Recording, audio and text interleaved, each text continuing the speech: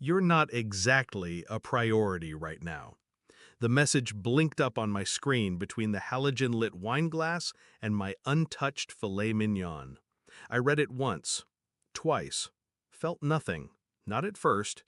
I'd waited 15 minutes past the reservation before I ordered, 45 more before I stopped glancing at the door, another hour before I stopped pretending I believed her excuse. Then came the post. 2 hours and 10 minutes late, exactly. Family night out for the real success story. A lakeside photo.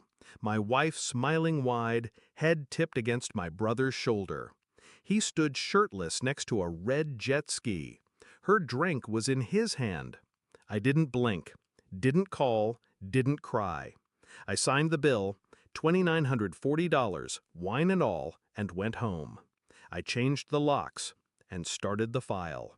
She'd always talked about loyalty, about honoring what we built. She said it like a mantra when we argued, like a noose made of silk. But I had seen the signs, the deflection, the half-truths, the way her phone always tilted face down when I walked in. And my brother? He used to borrow money. Now he wore tailored clothes and had teeth too white to be honest. I owe it all to family, he joked at Christmas. She laughed like she believed it. At first, I told myself I was overthinking, that maybe I was bitter, burnt out. 10 years building a career, 5 building a marriage, 2 slipping into static. But that caption, real success story, wasn't just a joke, it was a confession. And I heard it loud and clear. I didn't ask questions, I asked patterns. Phone records, card transactions, location history. I had access. She never changed her passwords. December 17th, charged a hotel in Midtown, said she was at her mother's. January 3rd, dinner for 2, Italian, the same place we'd celebrated our anniversary. Her receipt read, 2 entrees, wine, 1 dessert, 2 spoons. February 12th, a wire transfer, $8,000, from our joint account to a private one in his name, labeled consulting. The next morning, I made an appointment. DNA test, hairbrush, toothbrush, a strand she left on my suit jacket. One of them was too close, too often. In meetings, I smiled, nodded, praised my team's quarterly metrics. At home, I memorized the sound of her lies, the rhythm of her deceptions. She still kissed me at night. I started kissing her back, like I was saying goodbye. The test results arrived in a nondescript envelope. I didn't rush to open it. I poured a drink, watched the ice melt, then read. Positive. 99.998% match. Not to me, to him. Not just an affair. They had a child. Together. My brother's son. Raised under my name. I printed the full dossier, bound it neatly, included the receipts, transfers, images, timelines. And then I waited. She came home late, again, said traffic, said exhaustion, said nothing that mattered.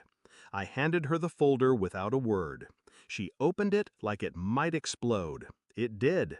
She cried, tried to explain.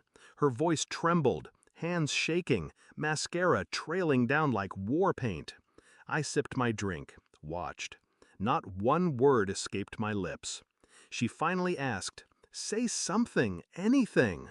I met her eyes and said only this: "Your priorities are clear."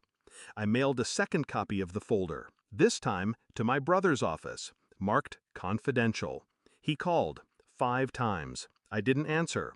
A 6th time, I answered, didn't speak. He whispered, "Please don't ruin me." I let the silence hang, then hung up. That night, I called the bank, froze all joint accounts, transferred funds, shut off cards. I'd been planning this for weeks. I drafted divorce papers with a clause, full financial severance, 0 claim to assets. Attached a photo of the test results.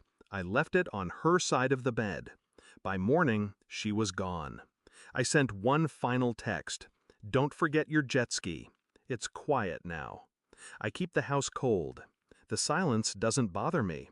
There's peace in knowing the storm came and I didn't flinch. I saw the truth, traced every crack, mapped the entire collapse. She thought I'd break. She mistook silence for weakness. But I was never silent. I was watching. I was waiting.